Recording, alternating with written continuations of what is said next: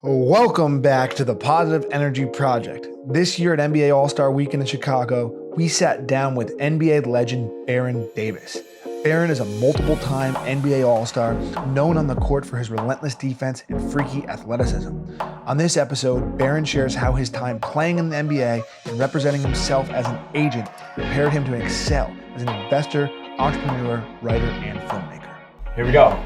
We are back, baby. It is the Positive Energy Project. We're out here in Chicago, NBA All-Star Weekend. I am Jimmy DeSico. I am the oldest brother at Super Coffee. I'm sorry, guys. We're going to have to do that over because we got to close the door. All right. And now what's it? Kanye West church service is next door. Is it? Wow. That's what's Kanye We like the West. distraction. Yeah, it's not. Get 'em over Positive here. energy isn't perfect. Kanye, You should say that. West Slick Studios, Kanye West Church We Service got it. next that's door. real life. That's right. And that is a theme here. We're going to keep rolling because the Positive Energy Project is not perfect. Positive energy isn't perfect. It's however you make it, baby. There's bumps in the road every single day. I'm Jimmy. I'm the oldest brother. Jake, middle brother, coming at you. We got Jordan, the youngest brother, and today we have a very, very special guest, one of our boys, mentors, advisors, partners, Friend. NBA All-Star turned investor, entrepreneur. You know, everybody knows you on the ball side, but we want to learn more about what's going on after basketball too. So today we got Baron Davis on the podcast, one of our boys. Yes, sir. Appreciate you guys. What up, Hey, baby? man, y'all good at this, huh? We're used to it by now. Your girl Barbara coached us up on Shark Tank. Oh, yeah. Got y'all prepared. Oh, man. So, yeah, we've been doing business with Baron for just about a year now. And like Jordan said, he's taken what he's done in the game of basketball and brought it to life and business. Yep. So, Jordan, let's kick it off. What do you got? Totally. I think we want to extract some of the principles that you took maybe from your game. We talked about it a lot. We were looking at some of your stats. Again, 13,000 points, 6,000 assists, all-star, but all defensive team. Talk about the mentality, being a great defensive point guard, how that translates on the court to off the court too, that same mentality. I think, is I always say the game starts and the energy, right, of the team starts with the point guard because you're the first line of contact. And so what I always wanted to do was, like, basketball is numbers. You got 24 seconds to get a shot off. Yep. You got 10 seconds to get the ball across half court. You know what I mean? It usually takes about 7 seconds to execute a play. And, and so for me, it was like, if I can pick that guard up, Totally. right? And even if it took him, 8 seconds to get the ball up the court, and I can jump him at half court, right? And create some friction, then now he's into his play under 15. And then you're under duress, you can't execute. The call may go wrong, the signal may go wrong, you may miss a pick. And so for me, it was just like, I wanted to take that challenge. As soon as the game started, I wanted to look that guard or whoever was bringing the ball up and say, yo, okay, I'm right here. This is how we're going to get this going, and this is how we're going to get this done. And so that mentality was like, it started as a kid. Sure. Because I was like always the smallest guy on the team. And when you're the smallest player playing basketball, it's hard to get your shot off. And so I figured if I just steal the ball from people, I can get away. It's smart though. That's smart. That's always been my mentality, is like pick up full. Yeah. You know what I mean? Be the initiator on the defensive end. And then hopefully you have a stabilizer and a big man that can protect the rim. You know what I mean? That's cool. So energy, this is the Positive Energy Podcast right now. So energy being number one, we see that every day in business. But you talked about timing and you talked about numbers a lot there too.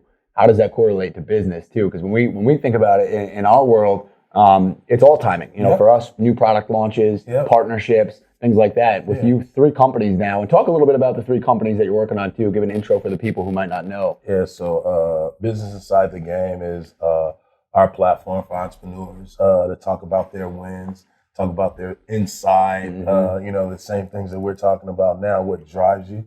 And we do that with dinners and fireside chats. And it's really an opportunity to give access to the minorities, the 99%, the athletes who are trying to transition, give them access to what the 1% has.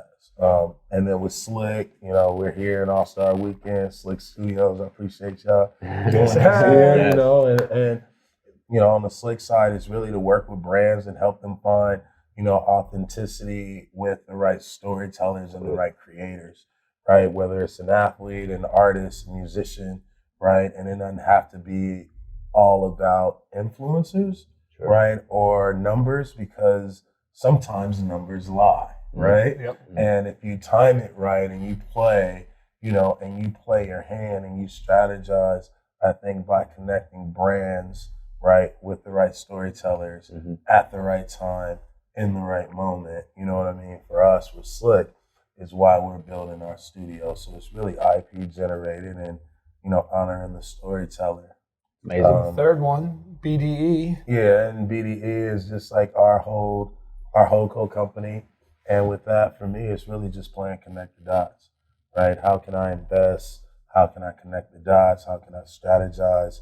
And then also, how can we formulate and create ideas that could ultimately, solve problems? So it's not about just one company, but how do we build a community, right, of like-minded individuals who run their companies to success, but also have intent and purpose. And then from there, that allows us to invest, right? Yep. And then if they haven't thought about the purpose, we're able to have big to allow them to speak about what they're passionate about, and Slick to figure out ask all the questions who they are to be articulated properly. So we want brand messaging and purpose always tied into the DNA of all the three things that we're doing. That's amazing. So the our story, right? We all played sports in college, and that's what allows us to do what we do. And I mean, growing up watching you play, two things really stood out to us, right? It was your intensity. You were the most intense on the court. You were also a facilitator, right? Getting the ball to people. You saw the vision. Right. And now that we've gotten to work with you and see you from a personal level, those two things still stand out, right? Yeah. You're still the most intense businessman. You move with urgency, but you're facilitating relationships, right? So did you learn that from basketball? Do you feel like you're still playing? Absolutely. Now I finally I almost feel like this is like my third, fourth year in the league, where it's like, all right, you know your position, right? You know that you're gonna pick up full, and now you can score. It's like the coaches or the team has allowed you to say, all right, you're the man, and you can actually kind of run the team the way you want. And so for me, in the business setting, it's all about the assists, right? So basketball is like, my core values, my DNA, and an assist is an assist, right? In basketball, it's like, it scores a point, but if I can get you an assist, you can put points on the board. Guess what that does for your company? Yeah, Totally. I love that. And I think you just said something cool that I want to back into, but you feel like you're coming into year 3 or 4, really hitting your own. And I think that this is Baron, the businessman, and really coming into your prime of that. But that started so long ago, right? And it started when you came into the league, made the decision a few years in, and I'll let you tell the story, but to rep yourself. And one story that we were all talking about at dinner last time we were out in LA was kind of the creating your own luck within that. And then the story I want you to tell is kind of that transition from when you were at Sprite, or you were a Sprite athlete, and where that brought you into the world of vitamin water. Because I think that's an awesome story. You kind of built your platform to where you wanted to go. Yeah, I think for me, it's very interesting to look back and first to say, like, what the hell was I thinking? Yeah. Right? 21 years old and coming into probably like the biggest year of my career, and knowing that I had an opportunity to be an all-star, get maxed out, have a shoe deal, and I fired my agent, and I was like, I want to represent myself. But I think at that point I learned that if I hoop and I ball out, everything else gonna take care of itself. That's right. And what's the negotiation in a max deal? Right? It's a talent, Yeah, it's like, man, that's what I can get. That's it. You know what I mean? And that's what I'm going to take. And it's not like an agent can negotiate more. Right? They can definitely negotiate less and hurt you. So, for me, it was just like, man, if I don't step out now and do this myself, right, then LA for one, right? Let's start with LA. LA had maybe 4 or 5 guys in the NBA. Crazy. Yeah. And they weren't even from LA, Yeah. not from the city. You know what I mean? Yep. And so it was just like, yo, if I don't go and do this, who's gonna help the dudes in high school? Yeah. Or these little dudes I be going to middle school and watch them play? Or my young dudes in college? You know what I mean? And so I was like, man, but if I could be my own agent, I could help them. Yeah. And they could use me to find the right platform, the right pedestal, or the right agent. You know what I mean? But we wouldn't get recognized in LA. Yep. And so that's why I kind of like wanted to go back more towards the middle of the city. And that's why I wanted to represent myself. I was like, yo, this is just a whole bunch of, it was a whole people, right? And it was a whole culture of people that weren't being tapped into. Yeah. And those people represented me better than corporate America, Yeah. right? Sure. And I just knew my value, Yep. right? At Sprite, it's, 6-figure deal, 4 years, right? And I play in Charlotte, maybe move to New Orleans. The team moves to New Orleans. Like, I'm in one of the worst markets in the country, Yep. right? Where our team is not the way we play, it's not a marketable or a branded style way of playing basketball. So, I'm not going to get the Sprite commercials. You know what I'm saying? So I was just like, yo, my boy was at Sprite and he was, So you're 21. I'm 21. Become your own Crazy. agent. I become my own agent. And you're getting ready to negotiate a signed deal up. back with Sprite. Yeah, I signed my max deal. So I fire my agent. Then I hire this guy to like be my agent. You know what I mean? And he would be on the phone and he'd be talking, rest in peace, Bob Bass, GM. But he would be like, yeah, Bob, new agent, I'm representing Barron. And Bob was like, well, we got to get into the negotiations and things like that. And I tapped my agent on the shoulder. Put it on mute. I was like, hey, man, tell him ain't no negotiations. Trade me to the Lakers or don't talk to me. Yep. And he was like, Bob, we don't want to negotiate, man. It's like Barron's served his time. He really wants to go home and play for the Lakers. Can we make that trade? And Bob was like, well, we never thought about trading him. We just wanted to offer him a deal. He was like, well, he'll take the max. And then he was like, and I'll call you back. And he calls back and he was like, well, give him the max. I pushed the button. I was like, take it. Let's go. Push the button. Like, yes, we're good. Let's you know go. what I mean? So I had already had like a max deal. So it was like, oh, I have way more money than I Life-changing money, yeah, right? Like most guys, you're good. You're set. Generational income there. Right there. Yeah, generational. That's the generation, put that up, right? And then it was like, oh, all right, well, shit, I want to make movies. I want to make content. I want to like direct commercials, come up with ideas for commercials. I ain't going to be able to do that at Sprite. I ain't going to even get in a commercial. You know what I mean? I'm not going to even get in a commercial. And so my boy was at Sprite and he was like, yo, you ready to sign your deal? And I was like, heck yeah. He was like, all right, I'm going to sign your deal, but I got some news for you, man. Not supposed to tell you, but I'm getting ready to leave and go to a new company. I was like, well, why am I signing a deal here? Because now I'm representing myself. Sure. So it's like, kind of like fight or flight. And the survival mentality. And now I don't have the team or the resources to be out there to like get other things done. And he was like, he's leaving. I was like, man, if he leave, the new person gonna come in and realize like, I don't really have an agent. You know what I mean? Yeah. So thinking ahead, that's super thinking ahead, right? Being aware. Yeah, I was like, yo, he's gonna come in and be like, yo, he don't have an agent, and it's gonna like ruin my chances because they gonna know like, oh, here's this kid that's like just kind of doing this shit with his homeboys. You know what I mean? Mm-hmm. And so my boy was like, man, I'm going to Vitamin Water. I was like, yo, dude, don't go to Vitamin Water, man. Don't drink that, man. You know what I mean? My homeboy be drinking his nasty. What year? What is it? 2003? That was 2003. 2003. Wow. I remember we were talking at dinner too, though. He said, yo, I'm going to a startup. And this is 2003, and you said, what's a startup? Yeah. No one was talking about Nobody that. was talking about new companies, new brands, especially in that space. And at that time, Vitamin Water was probably sub $5 million in revenue. Small, Yeah, tiny, for sure. pre Brian Urlacher, Yeah. pre 50 Cent. Pre Jennifer Aniston. Yeah, Rohan. totally. Yeah, Rohan, pre Rohan. Pre everything. Yeah. But he said, this is a startup. We can't pay you, right? And We don't have enough money to afford you. And I was like, well, Shit, man, I'm making enough money. I don't care. I'd rather take the opportunity because I wanted to learn marketing to be your intern and take less, right? Than to take the Sprite deals. I want to go where you are. You know what I mean? I want to do I want to work for you. I want to learn this, right? If this company is a smaller company than Sprite, like the one thing is gonna work because that is a genius name.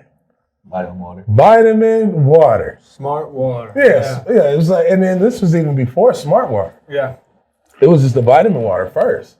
And I was like, damn, dude, that is genius, dude. If I go to the store and I'm looking as a customer, I'm looking at Gatorade, I'm looking at nothing, I'm looking at some orange shit, I'm looking at some yellow shit, a Fanta. So it's sodas, it's Gatorade, it's Powerade, which is Gatorade, but the Sprite version of Gatorade or something like that, right? And then there's vitamin water. Water with vitamins in it, bro. Super simple. Oh my God, this is genius. Of course, you know what I mean? Yeah. And it was the brand and the name that kind of drew me to it. Once I met the founders and all the people who worked there, it was a no-brainer. Yep. Right? Because I had a family, right? And I had people I could learn from, and it was people who actually respected me and they value my opinion. You know what I mean? And it was like, damn, dude, I'm actually like a part of this than not. You know what I mean? I can deliver suggestions. I can offer up different things. I had like freedom, and I had no commercial, right? In an era where, you get as much money as you can to kind of build your brand. I didn't give a shit. I was Pause there, though, because I think that's important, because today, athletes do deals, and we do deals with our people, and everyone's talking about equity, right? Like, let me get shares, let me get equity. You didn't ask for that. That wasn't even we didn't even know what a startup was. Yeah, right. You weren't asking for equity, but you get ownership in vitamin water, right? And that's like you being an entrepreneur. Yeah, because I didn't want the money. Because it was like, dude, you can't afford to pay me, so that money that you're gonna pay me, like, is going to be attached to the max contract that I get, right? So the taxes on, $25,000 or $50,000 is, man, fuck that. Like, I eat that, just take it back, and then just give me that in equity. You know what I mean? You didn't even know. So I had no idea what I was doing. But you saw an opportunity, right? And first of all, this is the crazy thing is you're early in your career, but heading into the prime of your career, right? So you're representing yourself, you're doing deals on yourself, you're playing basketball at the highest level, and you see an opportunity to say, look, I'm gonna endorse this company, but in turn, make me an owner in that company. Yeah. And then you brought your boys in, right? That goes back to the point guard mentality of distribution. Yeah, it's just learning, like, when you're on a team, right, what role can you play? And if you're not the starting point guard, you're the backup point guard. If you're not the backup point guard, you're the third string point guard. If you're not the third string point guard, you're the fourth string point guard. And so if you're the fourth string point guard, guess what your goal is? To be ready every single day to practice. I like that. Because you have to keep the rhythm of practice and the pace of practice, because the starter may be tired, bro, because he plays a lot of minutes. So you have to push number 3 to try and take his spot, right? To push number 2 to try and take his spot, right? And iron sharpen iron at every sense of the way. And so for me, it was like, if I'm number 4, I just want to be out in the field and pushing and pushing and pushing, and like trying to find an assist or trying to bring people closer to the brand. You know what I mean? And for the crazy thing about vitamin water is that, like, they were like the coolest. It was like the coolest team of people. Yeah, it's awesome.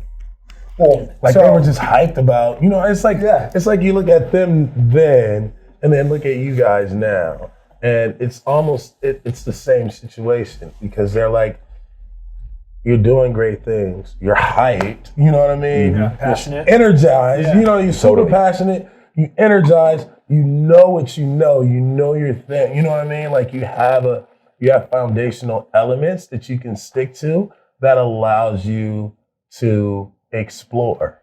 Yeah. You know what I mean? And the disruption happens when you explore. So Right. I like that. Stay on that real quick though. Just last piece. So, I mean, just Positive Energy Podcast. Like their positive energy that they're putting off at Vitamin Water is what drew you in. You didn't even take money. You took this equity that we didn't know what was going to happen. Yeah. End up working with Rapoli and his team. Then gave up the short-term gratification of getting a check. And then less than 10 years later, while you're at Vitamin Water, they sell for $4.1 billion. Yeah. The largest buyout in beverage history. Coca-Cola acquires them. It's just crazy, like your curiosity to want to go there and learn because of what their team was putting off, the energy. You just want to be attracted to that. Yeah, and during that era, I would say for about a 5-year run, every summer it was 2 internships. I was so afraid of like actually going out and like building a business, you know what I mean? Because I didn't know how to build a business. I knew how to manage an athlete. I knew how to market an athlete because it was me, right? Yeah. So if I wanted to do something differently, then like if I wanted to go make a movie, I'd just go make a movie, right? Or if I wanted to do a documentary, I'd do a documentary. So I could like I could really like do what I wanted, but I didn't have the capacity to really know how to set up a business, right? Was anybody else in the league doing this at that time, taking internships in the off season? I mean, guys were taking the internships, and then, you know, the NBA has great programs. The PA had a few programs at the time. It's a whole lot better now.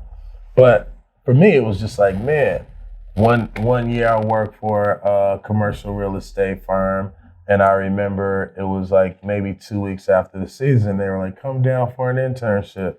I was like, all right, the season's over. I'm fucking, you know, hair nappy, got on sweats, you know what I mean? Yeah. I stink. I was probably working out before I walked in, and I literally walked into a all hands meeting. Everybody was in suits, skirts, buttoned up. Yeah. You know what I mean? Just like, and I was like, ooh, okay. I gotta, 1, be on time, right? 2, change my attire. 3, get a fucking haircut. You know what I mean? So I don't scare no people looking in here. And, you know, 4, if I'm gonna do it, I have to show up. Totally. You know what I mean? And like, learn it. Because why the fuck did I drive all the way here, bro? Yeah, for an internship. You know what I mean? Yeah. Got a max deal. Yeah. Why did I drive here for an internship? Like, is it really the smooths with the dude? You know what I mean? Yeah. Because it's like, he treated me like an internship. Yeah. You know what I mean? I asked for to be an intern, they start treating me like an intern. Sure. And I actually liked it. You know what I mean? Because it, 1, kept me humble. 2, put me in a position that I didn't know shit. 3, it put all these people in front of me, right? So now I'm the 4th point guard on the team again, right? And now I gotta learn, and I gotta push people, and I gotta figure out what he does. What do you do? What do you do? What do you do? I'm gonna spend a day over here with the accountant. Oh, cool. I'm gonna spend a day over there in the field, you know, with site managers. I don't want to deal with that. You know what I mean? And so like the curiosity, right, and the opportunity to explore, right? 100%. And we, you know, looking at my bracelet here, one of our core values is curiosity. It's literally what we preach in our company. But can you go into that a little bit more? Because it goes beyond that too. Because we talk about it as a value, but we actually want to practice it daily. Yeah. Asking questions, being open-minded, listening to people. Being vulnerable. And when you're in a new environment for you, like that internship, that probably really started where you got you to where you are today. Absolutely. Taking that in. So just talk about that open-mindedness into something new, because you're the most selfless dude we know. We learned that from being such a great point guard. Yeah. How did that translate though, and really go a little bit deeper there? Ask questions. Yeah. Don't show you care. Don't act like you know everything. I think it is taking me to now to really like, my goal is to be the best listener. Put the ego aside, right? Right, and when I'm listening, like, I can still have an ego, right?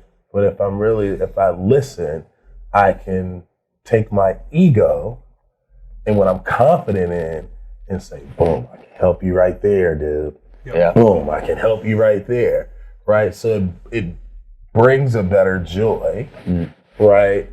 And it's more humbling because I'm just as excited as you are. You know what I mean? And listening allows us to not only just understand, but like to really like feel. And we live in a world where there's not a lot of human emotions, there's not a lot of feeling, there's not a lot of community building, a lot of things happening on our phone. Sure. You know what I mean? And so that's kind of like how we need to like reverse engineer the way we just participate in culture. And that's a great segue to the last question for you. So, right, the Positive Energy Project, one of the things we talk about in our company is work hard and be nice to people. And the better we get to know you, the more we get to see your generosity, right? You, out of everybody we've ever met, especially with folks that come from a celebrity stance like you take anybody under your arm, you'll give your shirt off your back, right? I mean, I think for us, like, that generosity is awesome. And what is it, how has being generous and how has being compassionate and kind to folks benefited your career both on and off the court? It's keeping me alive. Yeah. I would say, like, the positive energy that you give out, you receive tenfold. Right? And so the compassion that you have for your fellow person, right, with that positive energy, supercharges them, right, to go forward. Contagious. Right? Contagious. That's amazing, Absolutely. brother. Yeah, absolutely. On the way over here, I saw a quote just on my Instagram feed that made me think of BD. And it said, it's a Napoleon Hill quote. It said, "It is literally true that you can best succeed and quickest succeed by helping others succeed as well." That is the best quote in the world. But right? Like, I mean, like, where else are you gonna get your joy? Like, we all play sports. Like, if I can rebound for you, right? And you're a shooter and you're in a slump and I'm the best player on the team, right? And I just go out and fire you passes and like try and figure out the velocity of the pass to where it hits your hand, where you want it, how soft, how hard, how crisp. If I do that and you become better, dude, we win. That's right. Yeah. You know what I mean? And so like the selflessness of, of who we are or who we should be trying to be, you know what I mean, is important to me because you're only as good or as great as the people around you. Yep. Totally. Well, BD, before we jump and wrap it up here, if people want to follow you, where can they find you, the companies? What's the best way to do that? You can find me on the Super Coffee IG. I am always commenting, my IG is I am Baron Davis. You can follow us also at Slick, SLIC. You heard it here first, folks. The positive energy you put out comes back to you tenfold. BD, man, this was awesome, brother. Thank you so much, bro.